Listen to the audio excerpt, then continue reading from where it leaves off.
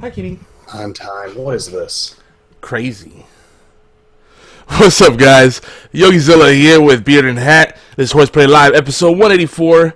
We're about to get started. Jump right in. Got some chat in the Twitch already. Wolf underscore eat underscore dinner says, hey, hey, hey. Hey, hey, hey. Hey, hey, hey. And watch out, I think. We got people. We got people. Look at that.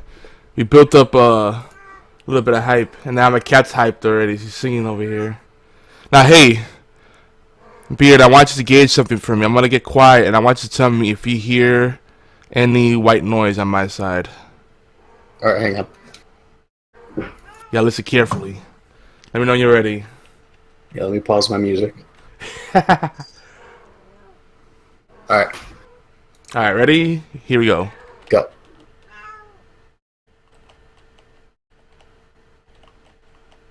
Do you hear anything?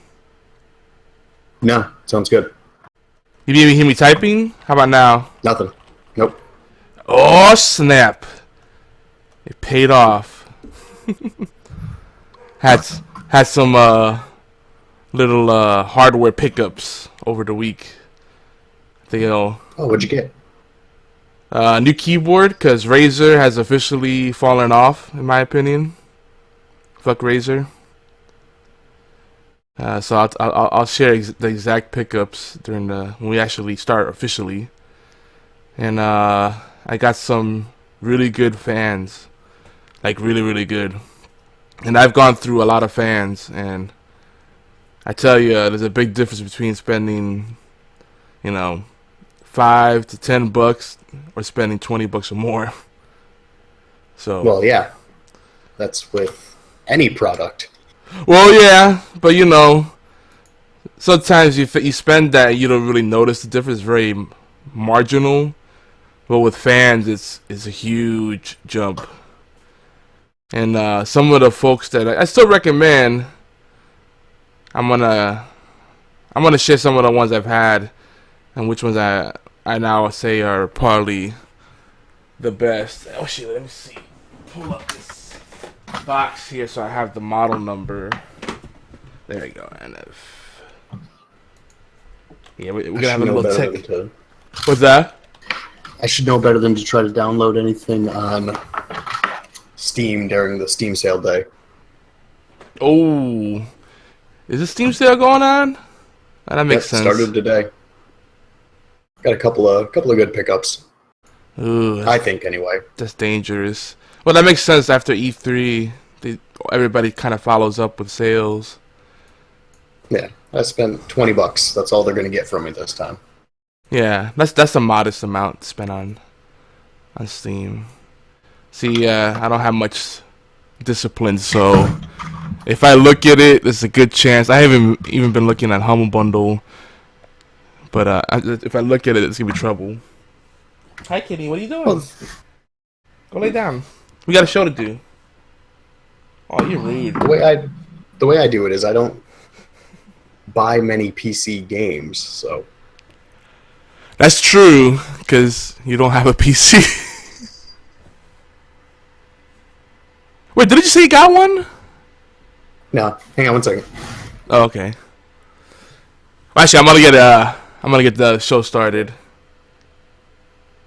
Get the music going. No, I haven't bought a PC yet. Okay. All right. Well, let me get considering it. Yeah, I know you've been on the fence for a while.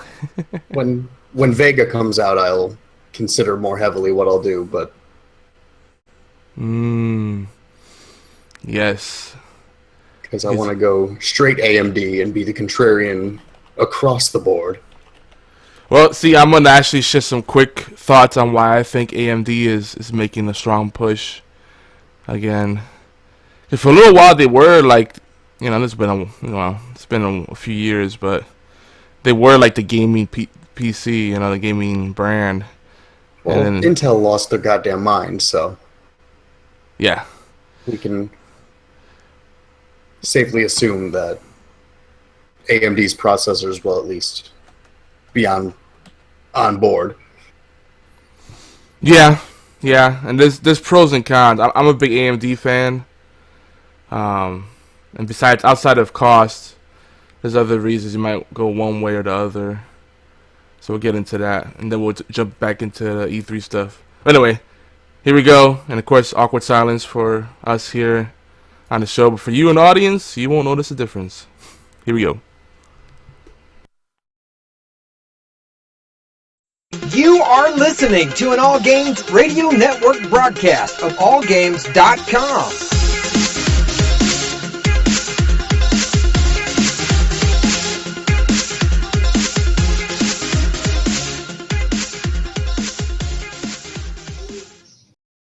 Hi, this is Normie from Knuckleballer Radio and Zombie Cast, and you're listening to one of my favorite shows on the Geeky Antics Network.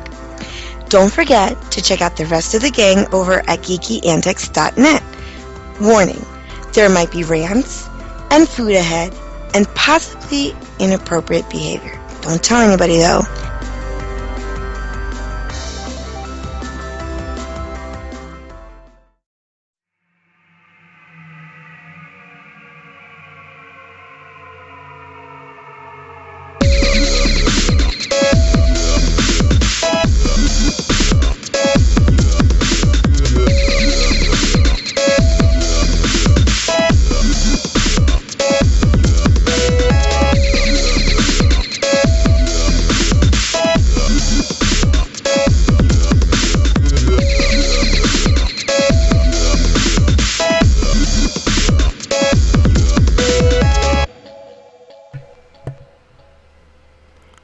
Welcome, geeks, gamers, furries, and ninja robots. This is HorsePLAY Live. Today is Thursday, June 15th. No, June 22nd. Put that coffee down. Oh, no. I forgot to turn that off. Ha. Yeah, don't put the coffee down. So it's just June 22nd, guys. Another fun-filled Thursday. This is episode 184 of HorsePLAY. We're tentatively titling this one the obligatory E3 Special Part 2. And I'm your bald bear lizard host, Yogizilla. And we got a 3-man host tonight. Let me unmute Warchild because he has some background noise, just jumped in, try to mess with the intro, man. I don't know. That's it. There he is. He came. And by the way, before we go into introductions officially, we do this show live, as the name insinuates, over at twitch.tv/geeky antics. And you can join us every Thursday night, 11 p.m. Eastern, 8 p.m. Pacific, 4 a.m. GMT, more or less. Sometimes we started a little earlier with the pre-show. Sometimes we're running a little late, but that's the general time we run. If we're not live, we'll host one of our friends and family as part of the community, the gang, Geeky Antics Network Global. Without further ado, let's introduce our host tonight. First, we got Beard and Hat. Hello, Beard. Good morning.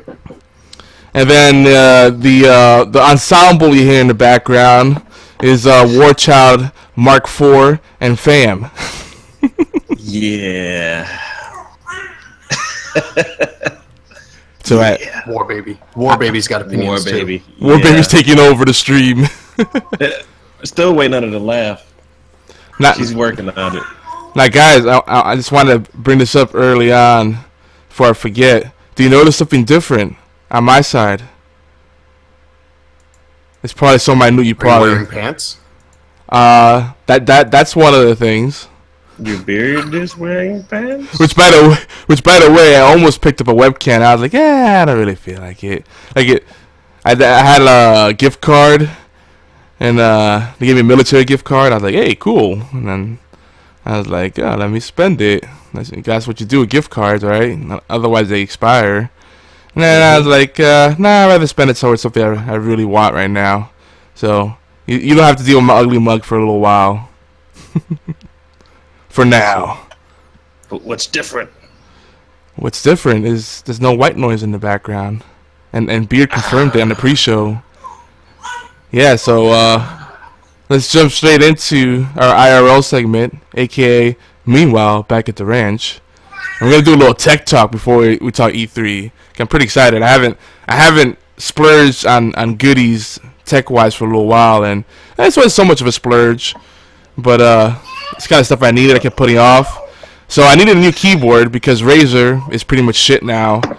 I mean, hey, look, if you love Razer, that's cool, but their product quality has severely dropped off. Like, there's so many peripherals I've gotten from them that I've just the rubber grips will rub off, the letters on the keyboard rub off. Keyboards, they're shipping now Razer keyboards with defects, like keys put in the wrong place, keys that don't work, or after a while they stop working. So my Windows key stopped working. So that may not be a big deal for most people, but one of my favorite things to do is do Windows L to lock the computer when I walk away. I'm an IT guy. It's a habit I get into. So I do Windows L and it doesn't work anymore. I'm like, and it's just irking me, because I just have that ingrained. And I know I can make a macro, or I could, assign another key to it. But it's the principle of it. My Windows key should work. Just stop randomly working. That's kind of important. Yeah. So I picked up the Corsair K55, the RGB. Dude, let me tell you, like, gaming keyboards are super overpriced, especially when I looked at. The second you throw gaming on anything, it's going to automatically be $20 more and uglier. Exactly, and this is the thing. I was looking at regular keyboards that weren't marketed as gaming, but the selection at Best Buy was depressing. And every keyboard that was non-gaming was wireless. I don't want a fucking wireless keyboard. I'm not that lazy yet. Yeah, but everyone wants a wireless keyboard because they're now all hooking computers to their TVs, so they don't have to have cable. Right, and so you want a wireless keyboard so you're on your couch and shit. That's fair, right? Like, if I want that, I have a Bluetooth keyboard or some other kind of wireless apparatus. That's cool, right? But I don't want it to be my main keyboard, because anytime you have wireless, you have to worry about, signal interference and, battery power and all kinds of things that can interrupt your experience. That's the one thing that I really like about, the only thing I like about the Apple keyboard and mouse.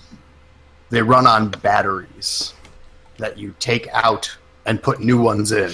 Yeah, but I think, like Jared is saying, they're just trying to get everything to where you can integrate your entertainment center into your personal keyboard and other equipment. So it's basically, everything is mainly becoming entertainment, no matter if it's Apple or Sony or Microsoft or whoever. Everything is geared to trying to combine pieces and parts and into one giant puzzle that will create your entertainment center. It is the center of attention that will provide you entertainment for everything, hence the wireless keyboard. So I don't know, if you got to get up and take a crap or something and you've got one of those text-to-talk readers on your computer and you're doing a raid on your 70-inch TV, then I don't know, maybe you can just continue to raid while in the bathroom. I don't know. Just, it's weird. Kind of crazy, but it's weird. That's where we're going. If someone has line of sight from their bathroom to their living room TV, that's a pretty interesting layout. That's all I gotta say on that. I mean, they might have like a television hooked up to their TV so they can keep track of the raids. Say that again. Yeah, I'm like, huh? TV connected to the TV? Like a bath. Yeah. Hey, dog, I heard you like the TV, so we're gonna put a TV inside your TV while you watching TV. Now, like, say for example, they got like a TV in the bathroom hooked up to their TV in the living room, so they can still receive stuff. I mean, that's hardcore dedication. Number one, I'm not gonna do that, but you never know. Rich people are interesting, man. Or broke people that spend their money on the wrong things. Yeah, 'cause that's a thing too. But I gotta say, I'm very happy with this purchase. Probably the best $50 I spent. In perspective, I previously had a Razer Lycosa and the Black Widow. I don't know, Ultimate. I think it was the Dragon Age Ultimate Edition, and they both were great. Someone mentioned in the chat, hey, I was like, Actually, Wolf Eat Dinner said it. He's looking to buy Razer, and he's sad to hear that they're not that great. They were great while they worked, but like the build quality, like the parts, the you could tell they don't really pay attention, you know, when in the engineering department. Like, all right, does it work? Does it have cool features? Cool. And unfortunately, you know, if I'm spending more than $100, or hell, for a keyboard more than $70 to me is still pretty high. You better make it worth my while. I want to know that you took care into actually putting the thing together. Like even Logitech, I'm a big fan of Logitech, but like when I compare the build quality, it felt more like a toy than actual like serious peripheral. But they were pretty competitive with the pricing. But Razer is like, nah, I'm not even considering them. And this is an RGB keyboard, you know, which is everybody loves them now because, you know, they're all colorful and then it pulsates and all this stuff and has different macros and everything. For $50, can't freaking beat that. And look, I'm smacking the crap out of my keys right now. Can you hear that? No, right? You can probably barely hear it. Because the microphone is it's so good. No, I'm smacking like the Razer keyboard I had before. Like it was super. Like I love mechanical keyboards, but it was super clickety, and I like the tactile response, but it doesn't need to be that loud. Well, you know. The sad thing is, you would think that Razer, being a esports sponsor, would actually try and take some call. No, I think that's what it is. I think I figured it out. Razer, being an esports sponsor, probably has it set up to where they will sponsor a team and give them the good stuff. But if you want to be, quote unquote, like that team, then you have to go out of your way to buy this stuff over here. And it starts off with the beginning packages, which is, you know, I don't know, let's say $20, $30, $40, and the stuff isn't really that great. It's just your base level. Well, that's the thing, though. Even their high-end stuff, which I've had, is not that great. Oh, jeez. That's what I'm saying. That's how most companies work. Look at Nike's shoes. True. That's true. You can buy a shitty pair of Nikes, but if you want the fucking Kobe's, you're gonna be paying top dollar for it. Yeah, that's trying to get some Obies. Even shout out to Obi. The Obies, and Obi's not even here. I don't know what he's doing. I see him in the Discord, but he's just lurking. But see, Razer doesn't even offer a real entry product. Like everything's priced is premium pricing for them. So for an upscale brand that has such a, you know, brand, you know, they have the brand power, right? Just like Alienware, you expect a certain level of quality, and it's just they're just really just cashing out on a brand. And I hate to say it, but I think I'm done with Razer unless they come up with something really cool. I mean, aesthetically, like the way they package stuff, the way the things look, it's great. But when it looks like, when you just think about the consideration and care they put into the build quality and the way the features are executed, it's terrible. Like they're feature rich, right? But yeah, little things they really should have thought of. Like for example, if it's really hot and you sweat a little bit and you're not wiping your hands all the time, oils are gonna get in the keyboard. The keys eventually get rubbed off. You should not. Your sweat should not be eating through the materials on the keyboard. I'm sorry. Like that's just a simple thing. Put some kind of finish on there. Like I kind of missed that Mad Catz controller that had the fans in it. Oh my god! Every time you started sweating, you can cut the fan off. Yeah. Yep. You know, do that to a keyboard though. Like I'll give you another example. The Razer Anza for the Xbox 360 is still probably my favorite controller to use on the PC. It just feels great, like the ergonomics on it, the travel time on the buttons. You know, like when you talk about keyboards and control and gamepads, travel time is really important. It's customizable, right? Everything feels great. It's responsive, you know, and it has adjustable tension on the analog sticks. All the things you would really want from like a competitive gaming peripheral. But then when it comes down to the little details, like the rubber grips, you know, that the rubber grips peel off. The fuck? Like that's ghetto. Like you expect that from a Mad Catz, not from a premium brand. You know, Like they expect you to play in a super like cool environment and never sweat. Like what world do they test these things in? Like what environment are they testing it in? And so that's my rant about Razer. But the Corsair K55 RGB, if you want a simple no frills gaming keyboard that still has some good features at a really attractive price, I think this keyboard is more than enough for the average gamer, unless you're like super hardcore and need to have like a cajillion macro keys, or you want the cherry red. The cherry red is the big thing, and most people are like, what the fuck is cherry red? And when you think about cherry red MX and all this crap, everybody's like, oh, is that the color of it? No, it's like a little piece, an adapter they put on the mechanical keys to absorb the impact, so that it's less clicky, because mechanical keys. Apparently now, I'm not the only one that loves mechanical keyboard. Everybody, that's like the go-to thing, because they have better response on the keys. But this is a membrane-based keyboard, which I know people will like, turn their nose up at. And actually, I tested the speed on the response. It's comparable to the high-end mechanical keyboard. And, the difference in a mechanical keyboard is very slight. When compared to this. Remember when every keyboard was a mechanical keyboard? Yep, exactly. Now that's a premium thing. That is a premium thing now.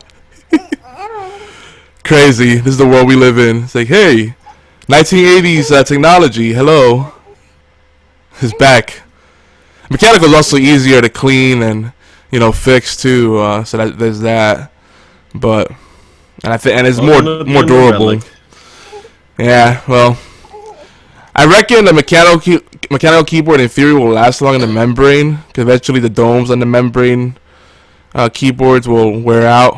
Plastic, it's gonna wear out. It's rubber. It's gonna blow out eventually. Right, but yeah, because rubbers always blow out. But at $50, okay, you're in your situation. Oh yeah, actually, there was no rubber there. It was just a straight up blowout. Damn. And that's why we have a baby today. Say hello. See, Wolfie Dennis is the same thing. If he gets to a game, he gets sweaty, period. And most gamers do, yeah. So, like, you have these variables accounted for already. Why aren't you accounting for them? Ugh, it's stupid. I also got by the way, did you guys have a good Father's Day? I went bowling. I managed to take the day off. I went bowling. Yeah. Yeah, I decided to take the day off out of spite because I'm working 80-hour days, 80-hour weeks for the next 6 weeks. You're passively aggressively revolting by taking the day off. Yep. I like it. What did you bowl? A 147? Yeah, it's not bad. Yeah. Nice. That's pretty good. Last few times. My children. Oh my God. Right. Were you playing with rails or no? No, I was playing legitimately. He rolled up in there and said, "Let me show you how a true father plays." Damn, he pulled no punches. Your kids are like, "Man, this is tough without the rails." You're like, "Bah! Another strike! Ah!" Slam it, just like blowing hot air in their faces and pointing fingers. Like, Nina, I got you. That's how you're supposed to do it. My philosophy has always been, you'll beat me when you're good enough to beat me. That's like my dad whenever we used to play good. basketball. Tough love. That's how you do it. You don't. There is no participation trophy. There's only winning. Yeah, you might ease up a little bit, but no.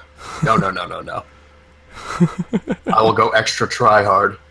If you can't beat me at my worst, you dang sure ain't gonna beat me at my best. You could just go dunking on your kids. Nuts in your face. And you can only do that for so long. Eventually, they will overtake you. That's true. That's why you got to get them when they're young. And especially if you're whooping their ass while they're young. Yeah. They'll either get good or give up. But Wolf says he got his dad a new knife. Yeah, knives are good gifts, like multi-tools. I think you can't go wrong with those, especially if you have someone that's handy or techie. A good multi-tool like a Leatherman or a Gerber, I think are good. Or for knives, I personally like the Spyderco's. I love me some Columbia River. Those are good too. Those are real good knives. Oh man, what's the other one? Husky makes pretty good ones. There's another brand I'm forgetting. It'll come to me later. Like military. Stay away from Smith and Wesson. Yeah, but there's one. Oh God, they use like military grade materials and all that stuff, and K-bars. K-bar, there you go. Those are good too. Yeah, those things. Ooh. Yeah. Tiger Claw, thanks for the host. Matter of fact, I think Rambo had a K-bar. Yeah. It's the standard military issue knife. Yeah. But they got like consumer grade now ones that are really nice. Yeah, Leatherman I mentioned. Leatherman is one of my favorites. You got to get That's like the quintessential brand. Yeah, can't go wrong, man. So you get the little one with the corkscrew and bottle opener. You're the life of the party, man. You're always ready for anything. You remember it used to just be straight up pocket knife, like Swiss Army? Yeah, the Swiss Army. I mean, Swiss Army's still good, but I think Leatherman is kind of taking over that space, really. Yeah, there was one Leatherman I really wanted that had it was basically a screwdriver with the tools in it. Or not a screwdriver, I'm sorry, a wrench with the tools in it. I've seen those, yeah. Yeah. You said you have one, Beard? Yeah, I got one. Nice. I also got one that's pliers. And all the other tools are in the handle of the pliers. I love those. My most used. That's my go-to. Yeah, I love a good tool that has a screw-off cap where you can put little spare parts in there. That's super handy. Yeah. Because you're always losing little bits, you know? And what I ended up getting my father-in-law was this tool where it's got two drill bits on the end of it, and they drill into a strip screw. So if you can't... yeah, if you can't use the pliers to get it out, or you can't use a diamond tip screwdriver, then that helps out. So you drill into it, then you'll screw it back out. Which is especially important if you're working with Torx screws, because you'll never have a Torx screw set, like a Torx set handy when you're working with those damn star patterns. And it's like randomly manufacturers go from a Phillips head to Torx just to like inconvenience you. Like they think that's like a security feature. Apple's 100% guilty of that. Oh yeah, yeah. Last week I was fixing my phone. I had to, when I ordered the parts that I needed, they come with the tools, which is fantastic. But you need a fucking, it's called a pentalope screwdriver because it's got 5 fucking points. And does it taste like cantaloupe? No, it's metal. It tastes like it should. It's like nickel. It's a pentalope. Like, okay. It's a satanic cantaloupe, yes. Or it sounds like you know something you really do whenever you like family and you go to elope with somebody, but you seriously elope with them. You pentalope with them. That's commitment right there. You do it 5 times over. Death do his part. Like maybe it's a satanic wedding or something. I don't know. I like the idea of a satanic cantaloupe. That is a pretty good image. Eat me if you dare. Cut it open, blood comes out. The walls start bleeding too. It's like red rum everywhere. Well, they do have blood fruit, so that's not too far from the truth, right? Yeah, but blood fruit doesn't bleed. It doesn't. Like, we're talking about horror movie bleeding. Like, oh my god, stop, and I barely even touched it. That's what she said. Yep, you said it for me. I was already thinking it. My lips couldn't move fast, so I was like, rat. Yep, I'm not on point. That is also what she said. Yeah. I set myself up for that one. But I gotta say, for Father's Day, I got a nice little gift. I got an Alexa, which I know you guys are gonna be like, that's so useless. Let me tell you about the Alexa. It's one of those things. I compare the Alexa to a smartphone. All right, and I'm gonna make a really crazy statement here, because people are like, "What? That's not even close." Because really, if you think about it, about 5-10 years ago, smartphones, they weren't really a standard. You just got a simple phone. It might have a keyboard and some other little doodads, but all you really care is that it can, you can text and make phone calls on it, right? Yeah. But now we got us so used to smartphones that most people can't live without it because they developed a need for it, right? They've worked into their lifestyle. And I see Alexa and devices like it. You hear all this stuff about IoT, Internet of Things. These kind of smart devices, they're lifestyle devices that integrate different functions and work within like a whole ecosystem. They grow on you. Cause I was the guy that was like, I don't see where I would ever need that. But now I'm like, I'll ask Alexa, tell me a joke. Why didn't the little horse make you probably can hear it. Oh, that's crazy. It was a one-trick pony. Did you hear it? Something about a one-trick pony. Let me turn it up. Alexa, tell me a joke. One time I played football in a chicken coop. It was fun, but there were too many fouls. Oh my god. Oh, wow. So bad. But stupid little thing like that. It does some useful stuff. Like it has a flash briefing thing where you could customize it with the news sources. So if you're like getting dressed or you get your hands full doing something else, maybe you're cooking in the kitchen, you could just like say, hey, flash briefing. I'm not gonna say it because she's gonna end up talking, but and there's go through things. You don't feel watched or anything, I don't even worry about that. I think if you're worried about privacy, you might as well just unplug everything and move into a cave somewhere. I mean, true. It's just like it's there. It's there. Yeah. Yeah. You're constantly carrying a microphone in your pocket at all times that at any point could be a hot mic. You don't know. Yeah. So. Yeah, it's true. It's a valid concern. I'm like, I try not to worry about that stuff. Like that's like the least of my worries. I worry about actual threats, and then because 99% of the stuff we worry about never really comes to be, right? So I'm sure there's a valid concern. Like it is kind of creepy to think about it. Like you could voice train Alexa so she understands your accent if you have a speech impediment or you talk too fast or too slow. All these little things like if you have background noise like fans constantly going, or if you talk from further away, because it uses the near field communication to kind of triangulate the signal, and you can see it trying to detect the sound source. It's pretty neat. So that you voice train. A lot of people that don't like Alexa say, oh, well, the voice detection is terrible. Well, the reason being is because they just use it out of the box instead of voice training her, calibrating it. That goes with just about any serious device. You calibrate it so that it works with how you use it. Like a touchscreen, if you calibrate it, it detects your touch, your fingertips better, because everybody has different types of fingers, so you calibrate it. So it's simple stuff like that. But there's a lot of nice little features like with Amazon Prime, you definitely take a lot more advantage of it because you can stream straight from Amazon Prime, and they still support third party. Like you support Spotify or Pandora and integrate that. But in order for it to really work right, you need to have premium accounts for them.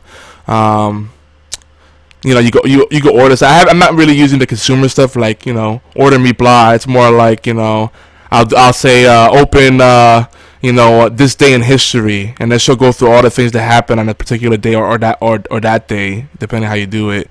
You can use it as a white noise machine if you have trouble sleeping, which I do. So I'll have her play rainforest sounds or rainfall or thunderstorm or crickets, whatever. And the thing that's neat about it is it's got a lot of third party support.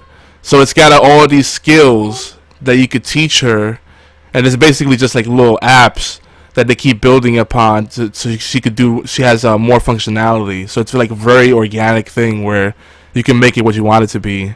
Like it's Japanese. Like I have a Japanese translator in there, so that's pretty handy. I mean, I'm not using Japanese all the time, but I could just be like, hey, tell me a Japanese phrase, basic Japanese phrase, and she'll be like blah blah blah blah blah, It's one of those things you don't really need. But once you get one, you will find ways to use it. Yeah, exactly. Like I like the to-do list. That's good. Cause that syncs with your phone, so then you could have it both places. The calendar, and it integrates with Google as well. Obviously, it doesn't integrate as tight with Google as if you had a Google Home device. But from what I saw on the Google Home devices, I wasn't as impressed. So I'm glad I got the Alexa. And it's fun, and it's actually pretty practical. It's not as useless as I thought it would be. I might get one eventually. I don't know. I gotta see. Well, you could get a preview if you install the Alexa app. You can get some of the functionality out of it, and you can message people that have Alexas, and then when they get home or go to the room, where the Alexa's at, it'll have a yellow ring to let them know that there's a message waiting for them. So that's pretty cool. Well, that's interesting. Yeah, it's like a little. So it's like a personal messenger machine almost. Yeah. It's pretty neat. You know what else does that? A cell phone. Yes, I know. But we don't get the yellow ring with the cell phone. And you just get a little number with an exclamation point. See, but with me, sometimes I'm one of those weird people that doesn't always keep the cell phone on me, because sometimes I put it down or gasp. I leave it somewhere else charging and don't pay attention to it. So like you might not reach me, but you might need to get to me, and then you can message me on my Alexa, and then I'll see that. So there's some useful what's the usage cases? There you go. There's some good usage cases for that. War babies dropping bombs. Oh snap! Yeah. Handle your business. Ain't got much of a choice. I gotta deal with it. Oh, I have a funny one. If you tell Alexa to tell you an insult, she won't do it. Watch, Alexa, tell me an insult. I'd rather not. I've found insults are like bad gifts. They often get returned. But if you have the skill enabled, Alexa, generate an insult with insult generator. You are so old. Even your memory is in black and white. Damn! It's like she knows me. Did you hear that?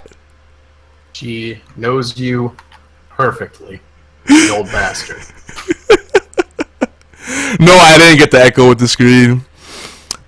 I saw that. It's a gift. So I'm happy for it. The screen one would be neat, but I don't know if I would take it as much advantage of it, because you could play video on it. I'm actually not that heavy on the video side. And when I do, I have other means for that. But for this, cell phone. Yeah. Thank you. That too. It actually, if for no other reason, as a Bluetooth speaker, it's actually really good sound. Like the bass that comes out of it. So I pair it with Bluetooth, and that thing pumps. So it complements my cell phone as well. So there's that. So anyway, I won't gush about the Alexa anymore.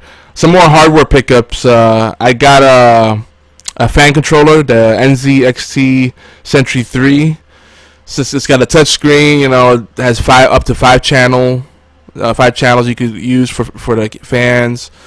You can link all the fans and have uniform control, have it system controlled or manual override individually, and it's nice. It's got a really cool kind of interface to it. It looks really futuristic, and for I think it was like $20-something bucks. Can't beat it. People are like, fan controller, well, that's what the motherboard could do. But see, I'm like one of those guys that actually likes to see the visual of it and have less things running off of the motherboard. That's the single point of failure. So, and also if you just need more PWM headers, that's a good way to work around that, because some motherboards only have 1 or 2 PWM fan headers, but this will give you more, so you can just load up on the fans. And I got 2 of the Noctua fans, the NF-612A, which is basically like their 3rd generation fan. It's supposed to be like, ultra silent, no anti-stall, industrial grade. Like they even recommend using this on radiators, like for other applications that aren't computer related even. And these things are serious. I mean, really, the only bad thing to say about Noctua is that the color scheme on these things is ugly as sin. Like, if this was, back in the days when I thought my my 486 SX was a sexy beast, and I dropped them in there, no problem. Cause back then, beige was still a hot color. It was pretty much the only color you could get. But this thing's beige and brown, and it's like, come on, like, you're not even trying. But apparently that's the thing with fans. You either get cool aesthetics or you get a really good fan. But these things, I would highly recommend it. Like, you could go with Coolermaster. There's still great fans. Like, I have prior to this fan, I still have that fan in there, but I'm using it on the bottom so it doesn't create the noise. And I have a low noise adapter on it that came with the Noctua kit, because they come with two low noise adapters that come with the rubber screws, so you don't have to use actual metal screws, like the rubber, what do they call them? Retention devices, we'll call them. So you just pop in and you pull on them to lock them in place so you don't have vibration. It has the the vibration pads as well. I mean, they're really, really good fan. And I've had every fan under the sun, including Phantek Tiger Claw. And the Phantek was good. I just wasn't as impressed for the price, personally. And I still love Coolermaster. I still love Antec. In fact, Antec has a comparable model, but that one ended up crapping out. And from what I understand, these things last forever. The Antec one I have was about $12 on sale. This was 20. They're usually 25 a pop or something, 25, 30. I got them for 20 pop, and it's well worth it, man. And it comes with everything you need, including I think the 3 to 4 pin adapter, the Molex adapter if you need a direct power feed, all that kind of stuff. So it seems silly talking about fans, but when you keep your computer under 50 degrees Celsius with just fans and no liquid cooling, that's pretty impressive. Especially when we talk about a heavy load. The lowest ideal. Yeah. Oh, sounds like I came back at the right time. Yeah, for the tech talk. Yeah, heavy load. Scraps. Just in time. Baby. Yeah, I mean, not everybody can live in an iceberg or anything, or a glacier. Keep their technology cooled down. Didn't Google have a server like that, or a couple of servers like that, actually? I'm sure. A glacier, I think. I'm sure that's a thing, yeah. Yeah, that's actually pretty cool. Natural liquid cooling. Pretty much. Run some copper pipes through the mountainside. There's a big iceberg. Yeah, that'd be pretty cool, man. Imagine that gaming rig.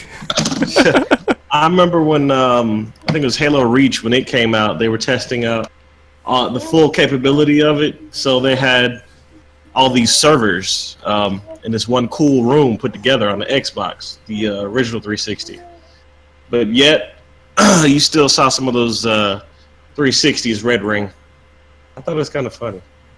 Well, because the red ring thing was mainly because they used plastic spacers to separate the PCB from the metal chassis, which is such an oversight. It's not even funny. And I loved my 360, but who thought about that? Like the plastic would eventually expand and break. And they could have used like a rubber spacer. It would have been fine. I thought it was also because they had the heatsink or the GPU or something surrounded by a housing that, as the unit continued to, I guess, function, the housing itself would eventually, the housing around the GPU rattle so much that it would actually pull up the chip. Yeah, I think that was less common. Like, the most common thing was the spacer from between the chassis and the PCB, because every time I had a friend with that issue, I just swapped that out for them, and they had no problem. It was just short out the system, and then they get the red ring. It didn't actually really cause damage. It was just a short. and then you replace that, like boom. That's the sad part. It's such a simple. That's probably you talk about like maybe a 10-cent part wholesale, you know. Yeah. So, yeah. Again, build quality super important, dude. Invest in that R&D, son. Test those things. QA. Quality control is important, man. But yeah, that's my little tech rant. Oh, and by the way, just a perspective, for those that don't really know what 50 degrees Celsius would be like in the real world. I'm not gonna do the Fahrenheit conversion, but basically most processors could operate in the 80 to 100 degree range, and anything past that, you're pushing it. Depending on the processor, they could go 120, 140. You don't want to, but you could, right? Yeah. So under 50, like the lowest I've gotten it with these fans, like if I blast the fans, obviously they get a little louder. I've gotten down to like 30-ish around there. So that's pretty damn good, especially considering AMD's around, like, room temperature. Yeah, exactly. And AMD's run hot, and it's a hot environment now, so that's pretty damn good. I want to see how it runs during the winter. Not that it gets much colder here in Georgia, but yeah, I broke down less humid. Yeah, in Georgia, we'll see. I broke down and bought a fidget pad. Everybody's getting them. It's kind of cool. It's in the shape of a little gaming pad. It's got like a clicker on it, another switch. I just got it today. Seems like it kind of does help with stress, just a little bit. Is it for you or the baby? Me. Oh, me. Yeah, definitely no. Me. The fidget stuff, there's a big space for it. I mean, you know, if you think about it, not really a new thing. Like we had Rubik's cubes, you know, back in the days, or the Rubik's snake. People forget about that one. There were always little doodads to entertain yourself with, right? Silly putty, I think that's a good one. Yeah. Just to be just holding your hand and just squeezing, you know. Stress dolls, those had like a big push for a little while. Mm-hmm. So we got a bunch of tech talk here in the chat too. Tyclaw says he's got 3 200mm Phantek fans in his case, and the heatsink is also Phantek. And I'm not knocking Phantek. It's just personally, as far as I'm concerned, these are probably the best fans I've ever had, hands down. Everything except the color. The color really is ugly as sin.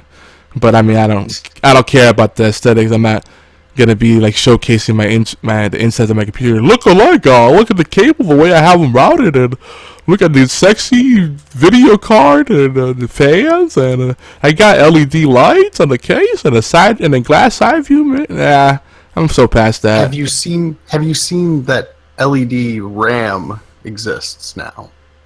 What? Yeah, I'm not surprised at all. I mean, it just makes me angry more than anything else. Like, I won't lie, it's neat, but then that novelty wears off, right? I guess it's bound to happen sooner or later. And you think about it, like, how much more are you spending to get that LED in there? It's not an expensive thing, but they'll add another what? They're gonna upcharge you for it. Yeah. $20, $30, $50? You're like, nah. And I said it's a trade-off too. But if you're gonna put something LED on anything, RAM's already just dirt fucking cheap.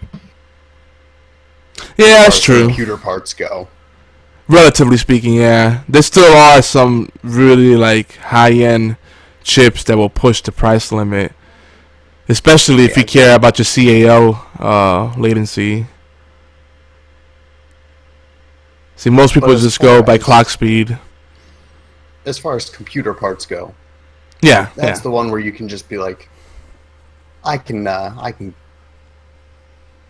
go big on this and still not break my budget. But video card or CPU, you think about it a little bit more. Yeah, exactly. It's like, do I really need 0.2 gigahertz more? Great Scott, Marty. Gigawatts? The answer is always yes. And see, unless you're buying an i9. And you can't always go by the clock speed. There's other things. There's other bottlenecks you have to consider. You know, even with RAM, you know. But is it with RAM like there's a formula like the CAL times the clock speed, something like that, or divide it. I forget what it was, and it tells you the actual speed per process. Because your clock speed is your cycle counts, how many cycles, like hertz, right? Hertz measures how many cycles per second. Isn't that what the measure is? And then CAL measures the response of pulling a record, pulling data from a register, if I'm not mistaken. And that's measured in I believe milliseconds. It could be wrong, or nanoseconds. I don't know. So now you have like the range could be anywhere from like the higher the number, the slower it is. Obviously, it could be anywhere from I think average you usually see about 16 to 18 on a high-end chip, and to get lower than that, it costs a lot more. So anyway, I think we've done enough tech talk. just a little bit, just a Just a smidge. We've nerded out enough. That's fine. But I think we've geeked out. It's like that. Real quick though, as far as shows go, have you guys seen the season finale for Into the Badlands and American Gods? Oh my God, American Gods! So you caught up? I'm watching that. Oh yeah. The next 2 weeks. Okay, so no no spoilers, but I'm not gonna spoil it, but I knew he was who he said he was. That's all I'm gonna say. I knew it. Oh yes, yeah. I was thinking the same thing too, because they kept talking about the old gods, and I'm like, all right, so lore-wise, what are some of the oldest gods? And then if you come from a Christian mindset, you want to go one direction, and that could be valid, but that's too easy. So I knew it was something more, but the way they did it, fantastic. Especially the reveal. I mean, I like this dude as an actor, like more so now, because the reveal had so much power behind it. The casting overall on that show is fantastic. Mr. Wednesday, the Leprechaun, I forget his name, homeboy from the 100, he used to play Lincoln. I forget his name. The mixed dude who plays Shadow Moon. I love Mr. Nancy, because I mean he puts it out there. It is what it is. Is Mr. Nancy Orlando? Yep. Okay. Yeah. Orlando Jones, yeah. Stuff done. Yeah. Yes. Yeah. Make 7 up yours, right? That wasn't it? Yep. Yeah, make 7 up yours. Yep. Wolf Eat Dinner says no AG spoilers. He's a big fan of the book. Haven't watched the show. If it follows the books, you're in for a surprise beyond what you know about Mr. Wednesday and Shadow. Yeah. I purposely do not want to read the books. I just want to go into the show blind and just wait it out and and just build up anticipation. I prefer doing it that way. And then if I can't get enough, then I'll go back to the books. But I love Neil Gaiman's work. We talked about it before. He's a great writer, and the stuff he does is just so weird. It's just out there, like he's got to be high half the time. But give the man some more then. Shoot. Yeah, definitely. But American Gods, man, what a great season finale. But man, this trend of like 8, 10 episode seasons, man, it's rough. I mean, we only got 8 episodes, didn't we? Yeah, it was 8. That's what I'm saying. 8, I'm saying we're seeing a lot of shows that are like 8 to 10 episodes for a full season. Game of Thrones style, I guess you could say. It's good it's good in a way because you get more quality, and then you get to do other things in your life, right? But it's like once these shows ramp up to like the last few episodes, and by the time it gets really good, they're like, "See you next year." It's like, damn it.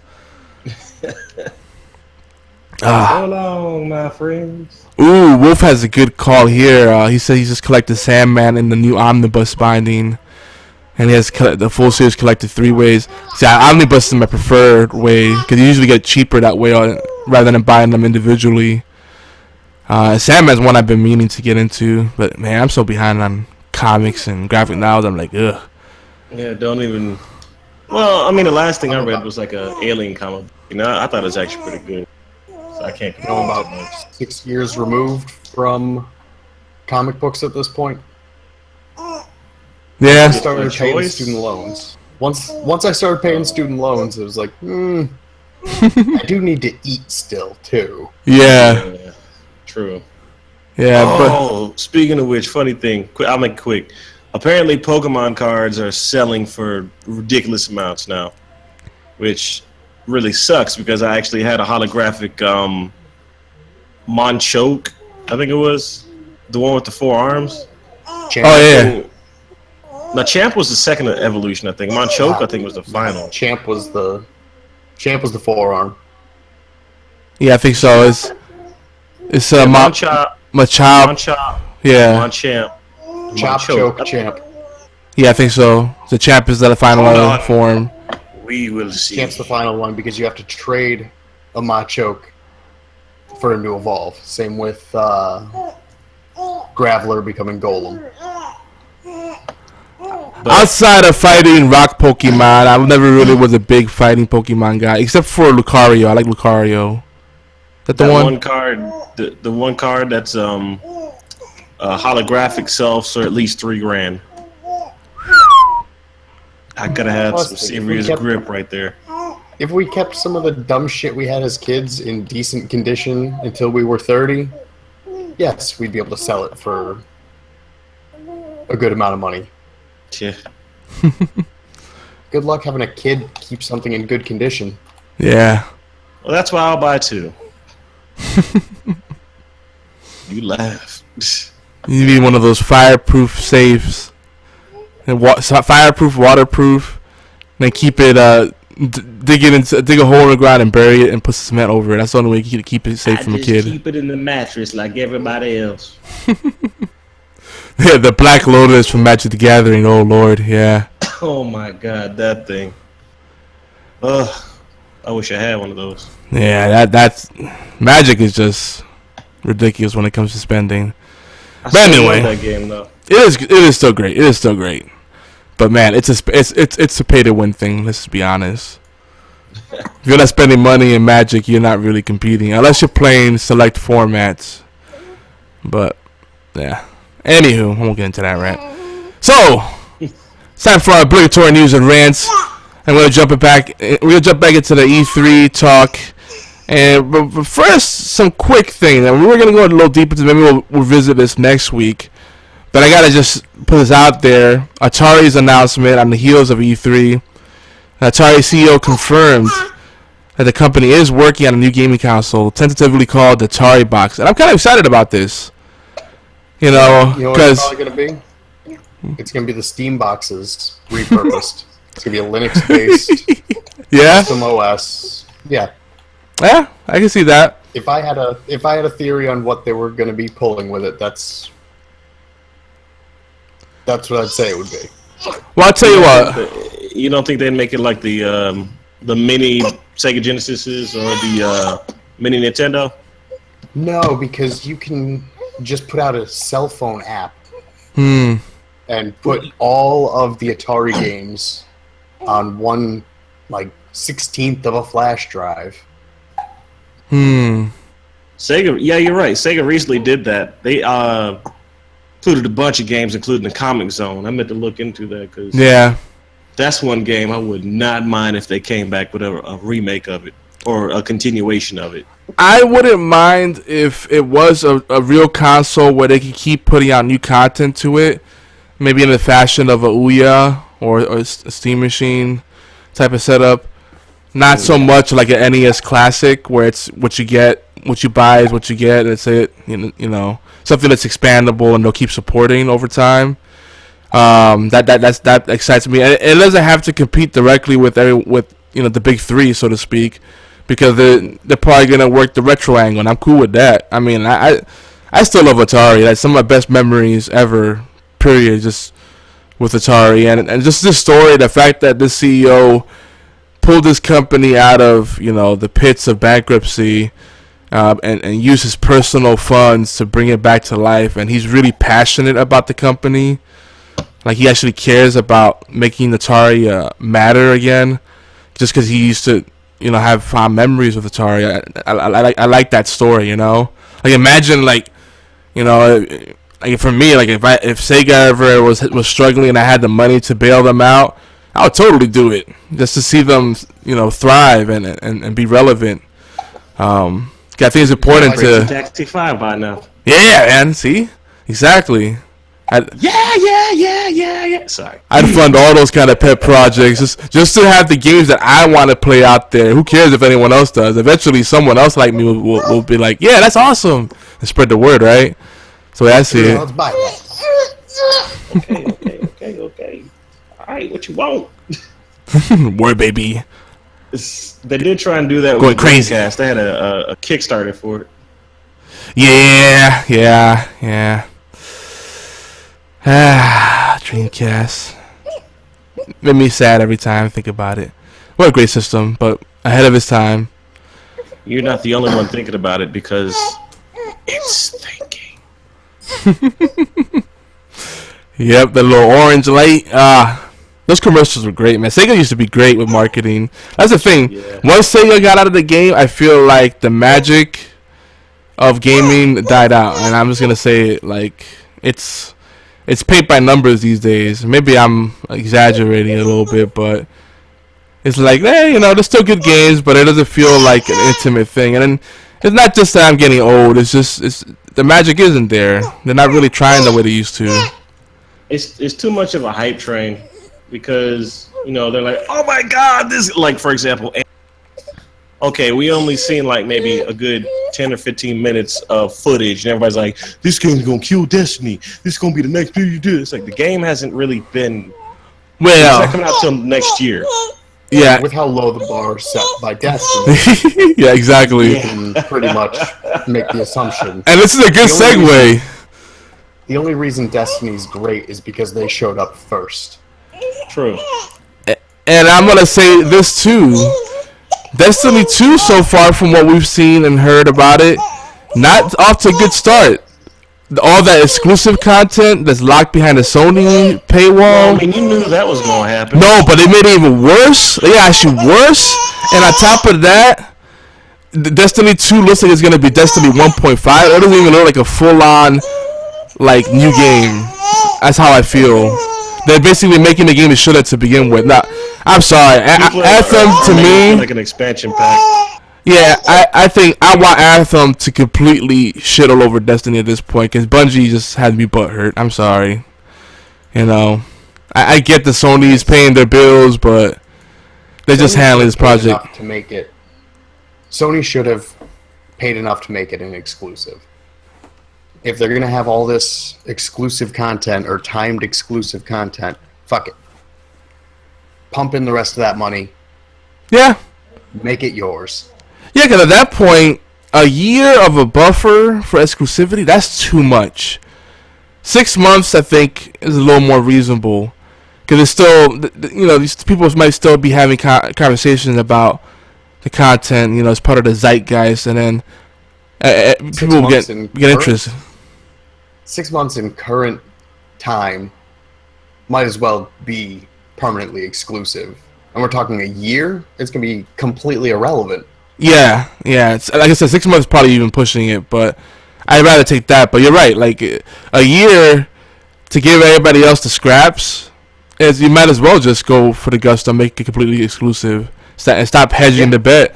And then no one else, I'd rather not even have to think about Destiny 2. You know what? It's not on the console that I own, so I'm done with it.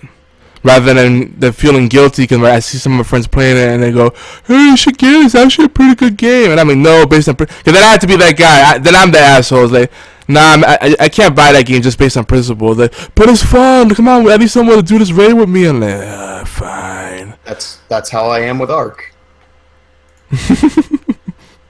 Yeah, I know you have problem with the DLC and the kind of like revenue model in that game. The problem is the DLC in an early access game. That is always going to be problem number one. Not just DLC, multiple DLC on the early access. I think it's a real problem. You can have it's a punch in the dick. Yeah, like you can have one expansion for early access. I think that's okay, but like multiple things. No, that's not okay. It is not okay to have expansions and DLC on a game that you haven't finished yet. You're right. Not done. I'm being a little nicer about it. Game, there's no need to be nice about it, because the second you're nice about it is the second we start getting more of it. Yeah, and the unfinished game trend continues to go. I feel like it's kind of ridiculous. People think, no, it's always been this way. Like, no, you're remembering it always being this way, but it's actually gotten worse. The quality controls have gone down, and we're still paying the same, if not more, for games. So, quality control went down when Sega got rid of their seal of approval. Ah, yeah. And that was in the Super Nintendo era. Nintendo used to have the seal of approval too. It used to mean something. There was a criteria for it. Yeah. That's why you had so many bootleg companies in the 80s and 90s running their bootleg carts. Yep. Ah, man. See, I'm excited about Anthem. I mean, we haven't seen enough of it, but it already looks like what I always wanted Destiny to be. I'm sorry to say. Well, I'm really hoping it'll be a good game too. I'm not even gonna lie. Number one, I still haven't purchased Mass Effect, and part of me feels like I probably won't. But I don't know. I guess I'm kind of on the fence now, like Beard was about Mass Effect Andromeda, because I'm looking at Anthem. It looks like a nice, smooth, sweet game, but we don't know anything about the storyline. They got a bunch of graphics in it. And we just got an action demo, which is great, but compared to what was that game?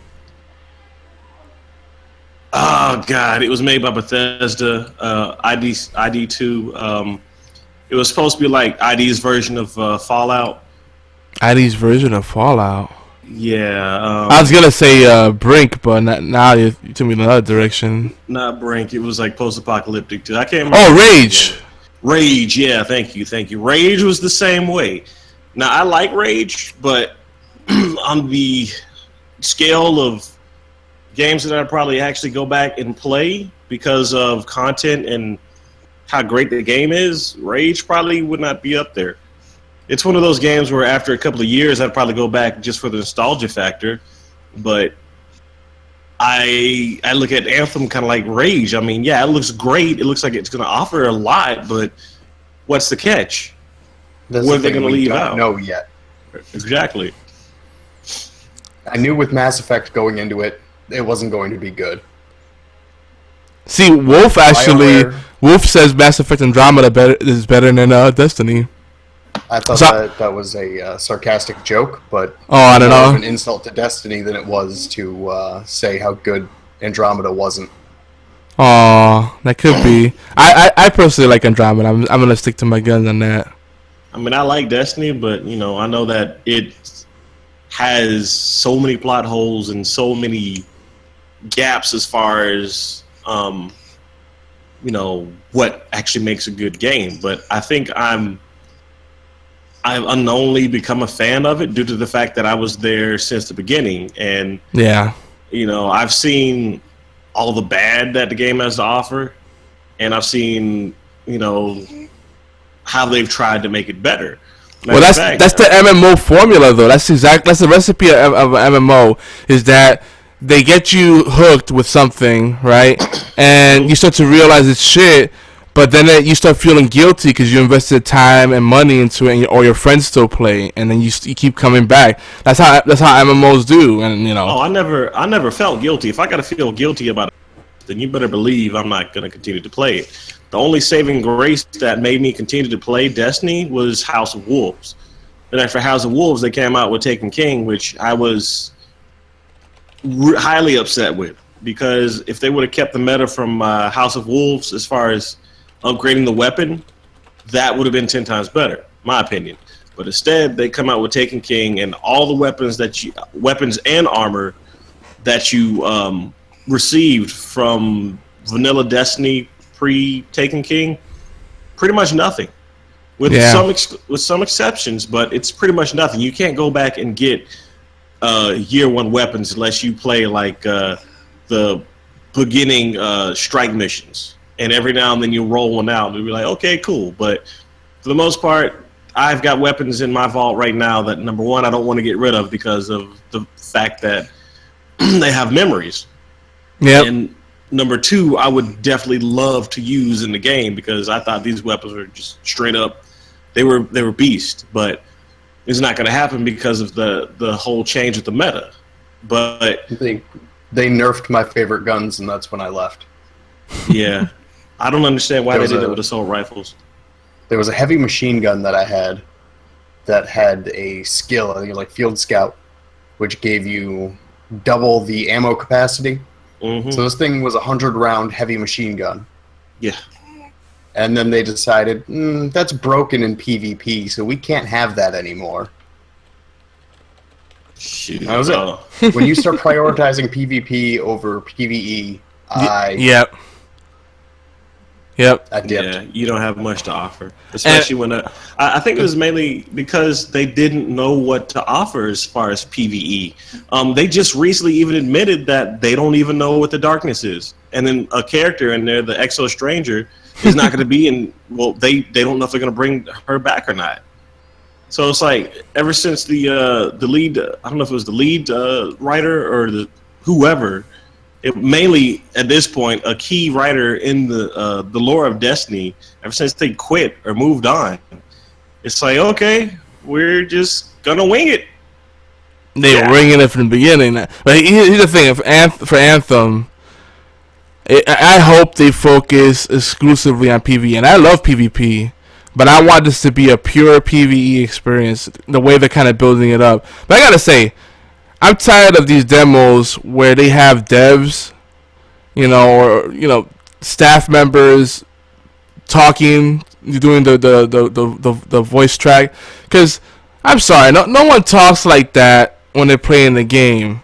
Like I want them to get real friends going in there. Because the way a real game goes. He's like, hey, so how's your day going, man? Oh, man, my dog just shit on the carpet. I want those conversations, not like, all right, Tango, Bravo, Foxtrot. Like, I'm sorry, no, that doesn't happen. No one's that structured. I do not play with people that are like that. I mean, okay, if you're going, I don't know, E-League Sports or whatever, that's one thing. But if you're just trying to chill and have fun and relax, because I'll be honest with you, video games are my stress relief. I'm not going to come in here and deal with a stressful environment whenever I'm mainly trying to relieve stress of every day. It doesn't make any sense to me. So yeah, I would I would love to see some actual people, some actual gamers instead of this planned out crap. The Tango, Echo, Georgia, Bravo. It's like, okay, it's whatever, man. Yeah, that increases the immersion for me because it creates a realistic scenario, not this very scripted thing like, hey, I'm gonna have to come back to that. Yeah, I want to know about Yogi's cat jumping in his lap as he's trying to do something. Yeah, that too. There you go. Yeah, but they have to sterilize it. They have to keep it on focus for what they're trying to push. That's the thing. The amount of times that I spend insulting my friends while playing a video game instead of actually playing it, and 2/3 of that stuff you can't even, would just get the advertisement or whatever pulled off the stage. Yeah, and I get that, but they could make it a little more realistic. Yeah, like it doesn't need to be so freaking. I don't know. It's too structured. It's robotic. Esports. Yeah, exactly. And they make like esports look real intense, like they're in some warehouse doing like Rocky 5 type montage bullshit, when it really is just some nerds sitting at a computer desk. Oh, so true. So, speaking of nerds, Sony is continuing to make lame excuses about supporting inter-console cross-play. What's up with that? So, because they want to make sure that if you want to play with your friends, they all have PlayStation 4s. Of course. What a surprise. Yeah. But everyone's like, oh, we should be able to play cross-platform. No, you shouldn't. Well, here's the thing, though. Happen. Here's the thing. Nintendo's on board. Your boys at Nintendo. Nintendo, the most conservative company. The company that just discovered, a few weeks ago that the internet is actually a real thing. But Nintendo isn't at the top. Right, I get that. When you're at the top, Sony's at the top. When it's your party, right? When it's your party, you can do whatever you want. I get that. But last year, they said they're on board with it, so they're assholes. No matter how you break it up, you break it down any way you want, they're still assholes. Cause they committed to it and said, yeah, we're definitely in to do that. Like they were on record with journalists saying that they were on board. Give the weak a foothold so they can topple you. You can say, sure, we'll do it, but as long as you don't give an actual date, I mean... They could do it on a game-by-game basis. It doesn't need to be across the board. One game's not going to freaking turn the tides. Like, if you have confidence in your product, you don't take this kind of stand. And my favorite thing, they can't even own up to it. They have to give some, like, bullshit excuse.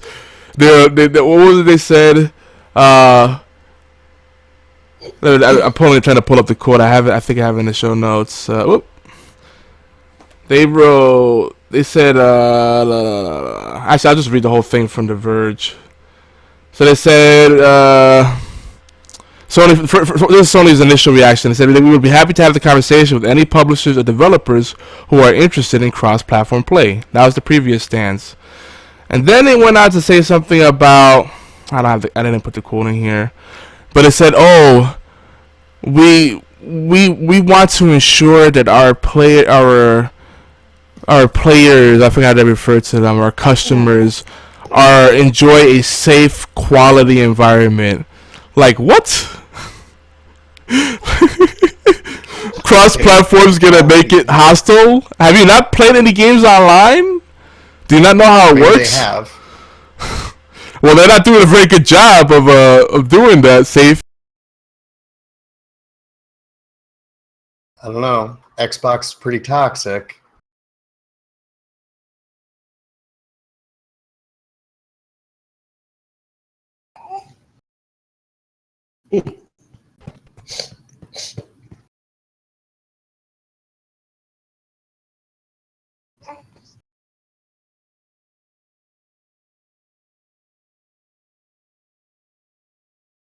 That's because they've been sitting on the top for too long, and what Sony does when they sit on top for too long is they forget how to be competitive, and they fall apart. Yep. Not everybody can be like Alexander the Great. Everybody ends up being like Rome. Eventually they fall. Yeah. Well, so did Alexander the Great. It just... He did, but in my opinion, Alexander the Great was better than Rome because at least beat you up. He's like, hey, this is why I'm taking you over here. Here's some books and some toilet paper. Where Rome is like, yeah. Go scrub these streets. Be Roman now. Be Roman. Build roads.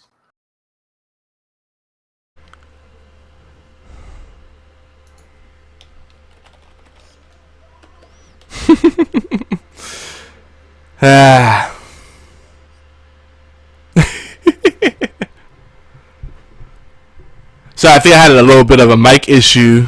Did you guys notice? Did you guys notice my mic cutting out a little bit? Or am I good? Hello? Oh, am I cutting out on Discord?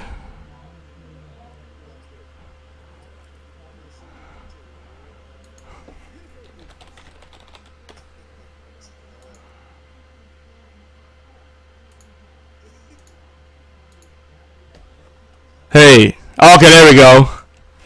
My mic was acting up. Can you hear me now?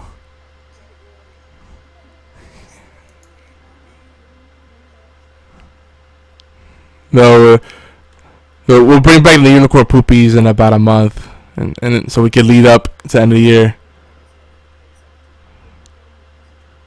So, hey.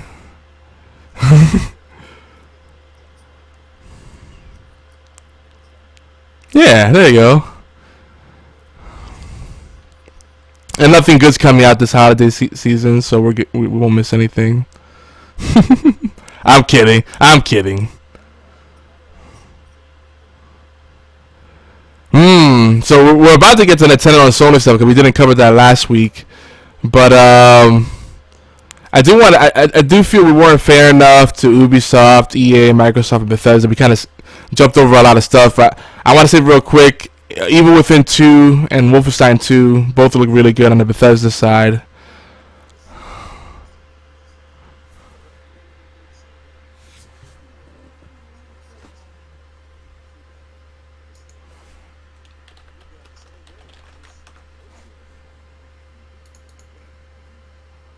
Oh, hold on. Now you guys are not coming up on the stream. What the hell? Hold on a second.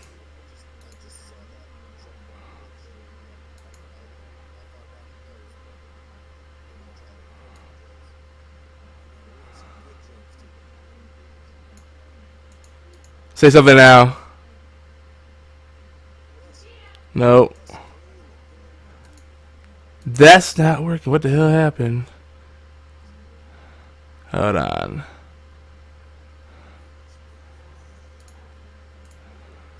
Technology, man. OP as fuck.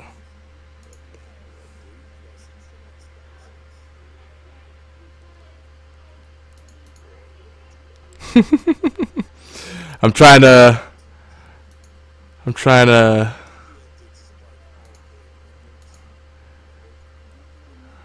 I think yeah, Obs just stopped picking up the audio. Like, I got the mixer showing it every fine. Yeah. No, OBS. Why you gotta be like that? I know. Let's see. Let's see if I could do something without having to restart the stream. Yeah. No.